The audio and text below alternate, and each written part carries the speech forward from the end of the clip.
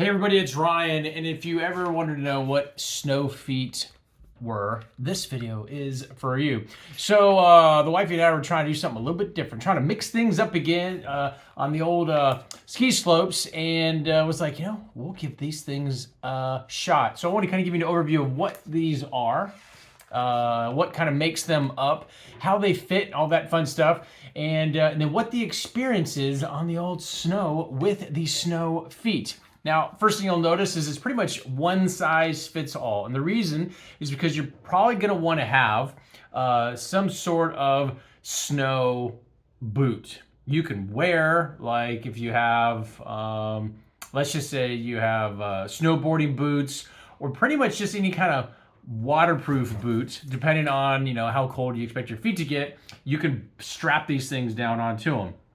If you have like hiking boots that are waterproof, that are probably want to be a little bit insulated because the snow is probably is going to build up around your feet, that would be recommended as well. But these are going to be strapped down to pretty much whatever shoe you want.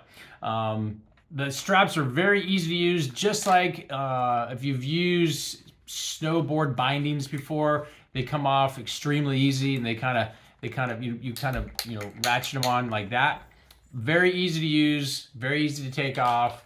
You don't take them on and off as frequently as you would, let's just say, a snowboard, but they're very easy to use.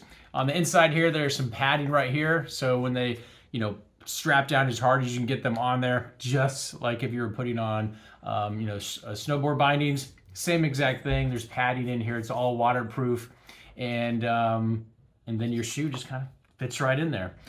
If you're using a boot that's a little on the smaller size, just with right here a Phillips screwdriver, probably want to do this in advance. You don't want to do this like in the middle of the slopes.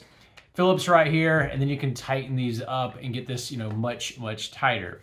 But it really just depends on the size of boot or whatever it is you're going to put these things in. This is a very, very hard plastic. You have the heel here, it just kind of locks in. You put your heel here and you just strap this thing on. You have this lip here for the front. So unlike regular skis that have a flat bottom with an edge, these have rails, as you can see right here. And this turns into something that's going to ski similar to like if you're ice skating or roller skating or rollerblading, where you have more of a defined line, versus when you're skiing, you can actually, you kind of slide around, and then obviously you can catch an edge. So from keeping your line, this definitely helps out if that's important to you. It does have a integrated metal rail here on the edge, so you can definitely catch an edge if you're looking to stop. Unlike skis or snowboard, we have a lot more surface area. You're going to want to dig in when it comes to actually stopping and kind of plowing, because your surface area is so much less. Just something that's a little bit different with these. These are this metal here, and these are probably, I don't know, a year or so old.